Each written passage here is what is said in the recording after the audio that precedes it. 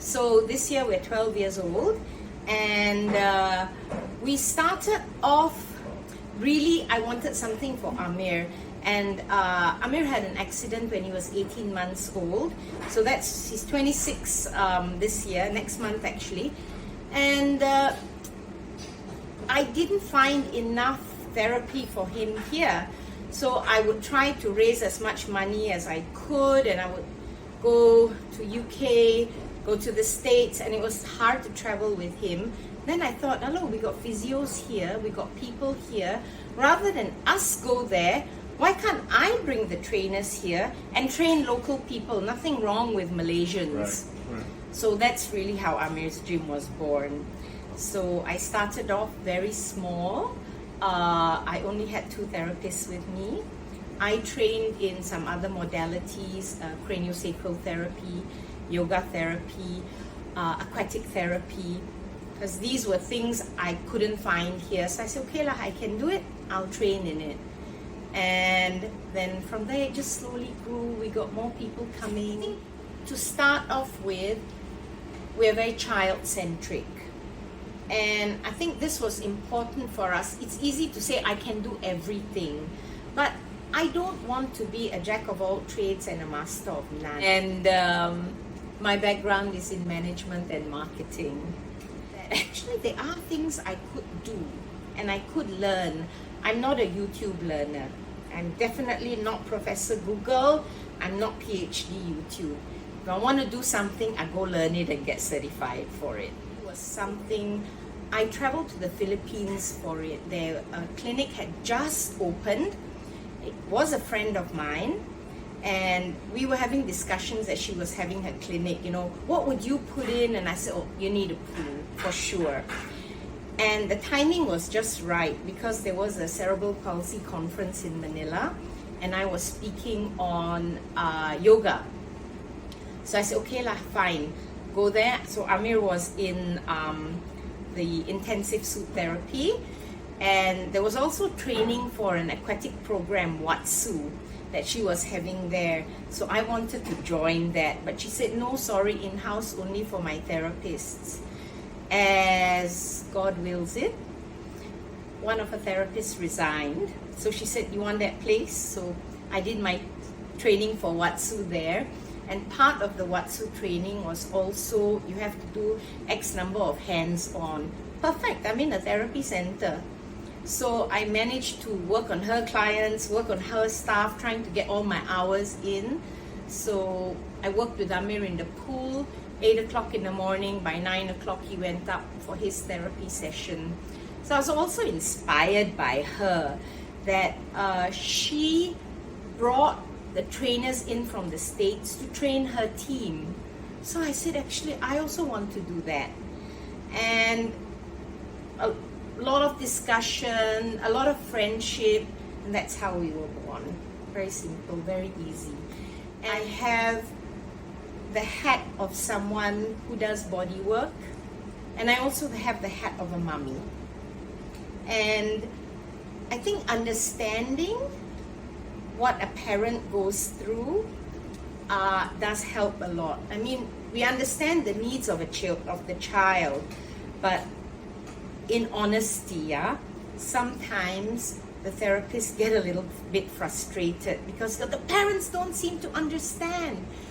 But I throw it back to them. I said, you don't understand. It's not your child.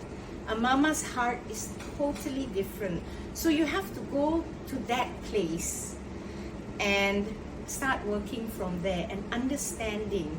Sympathy is not something we give out here. And the pity pill, sorry, is the worst drug in the world. But empathy, caring, I think this is what I'd like to say we're all about. And we really learn and hone in on what is needed. I think that does make a difference.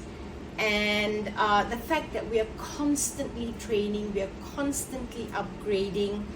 Very proudly now, our senior physio and team leader, Tash, is the first Asian Pediasuit trainer. And he'll be going to Brisbane next month to co-teach a program with the founder. Wow, awesome. So we're going to have this locally, regionally, homegrown here. Myself, I'm internationally trained with Haliwick International and Aquatic Therapy Universities US to train therapists to teach these programs. So I think it's important that things are done properly. For years, I've always made these big plans and big programs, and very often get a little bit disappointed that I thought it's a good idea. So I think this year I'm going to go with the flow. I'm going to focus on developing a strong team. I'm also going to focus on our teaching, our training. As of April, I have a number of Haliwick and aquatic sensory integration courses planned in Malaysia, Australia, Singapore, and Indonesia. So we're going to go on that, and we're going to have more PediaSuit training going on. The staff are constantly learning new skill sets, not only bringing people in locally where we can't, we send them abroad. The reason for sending them also is for them to be able to network, to be able to see how other countries work. Yeah, they're all learning the same program, but it's also mindsets are different. The way they work is different. The interaction is different. And I think to develop here in Malaysia as, I want to say, a world-class facility, the therapists need that kind of exposure. They need to know that, hey, I'm good. One of the things that it's a must every single morning is his postural drainage. Amir has severe respiratory and digestive problems, which is the result of his accident and the brain injury. So we use the LEGA machine. Okay. That's been actually our lifesaver. So we do it twice, sometimes 3 times a day, because my whole family is asthmatic. So we have to be really careful to keep our lungs well aerated. And in terms of Amir, because he's not up and about, walking around, so that helps a lot. Yeah, you can do the physio, the percussion, but I mean, I've done it, okay. And then when the gunk isn't coming out, you get so angry, you give one hard whack. But you can't keep doing it, you hurt. So this has been really good. We're always able to get it. So before he starts anything, he's got to have his clear lungs. Right. And when we do that, his whole day is fantastic. Then we do one more round before he goes to bed. I think you have to believe in your child. And again, I'm going to go back to Amir. It's not about me, it's about what he wrote. His spelling is terrible, but we were having this exact discussion with him, and he wrote, "We team, we love, we believe."